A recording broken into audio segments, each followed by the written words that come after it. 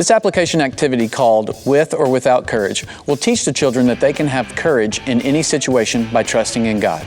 In this activity, the children will hear situations and determine if the child in the situation had courage or not. Lead the activity like this. All right, so tell me again what the main point for the day is.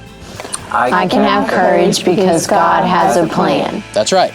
We can have courage in our lives just by trusting in God because He has a plan for us. However, courage does not mean that we are not afraid. In order to have courage, you first need to be afraid. Courage is how we react when we are scared. So we're going to take a look at some situations. I'm going to read through these, and once I'm done, we'll ask and talk about if they had courage and how they had courage, and if they didn't have courage, we'll talk about maybe how they could have shown courage. All right, the first one is, Julie is walking home from school with her friends, and one of her friends suggests that they all go to the arcade to play games. Everyone in the group thinks that that's a great idea, and they start to head that way. But Julie's mom told her that morning that she is supposed to come home straight from school and go nowhere else. Julie wants to go play games with her friends, but she also knows that she needs to obey her mom because that's part of God's plan for her life. Her friends start motioning her to come on, and Julie begins to worry that if she doesn't go with her friends, that they might make fun of her. One of Julie's friends starts to get impatient and asks Julie if she's going to go with them. Julie decides to trust in God, and she politely refuses and says that she needs to obey her mom because this is what God wants her to do. So, did Julie show courage? Yes. How did she show courage? She obeyed her mom. Even though her friends might have laughed at her, she still did what her mom asked her to do. Exactly.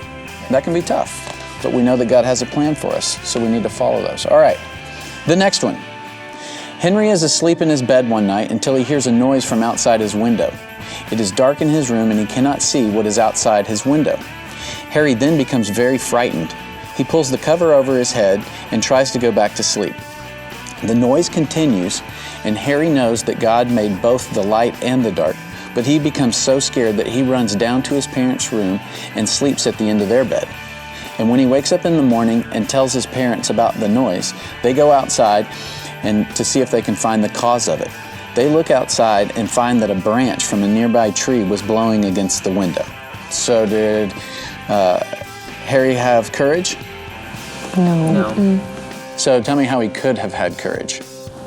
Maybe he could have just said a prayer Could have said a prayer, yeah. and tried to go back to sleep. Any other way? Maybe looked out the window to see. Right? Then he would have known it was the branch. Exactly.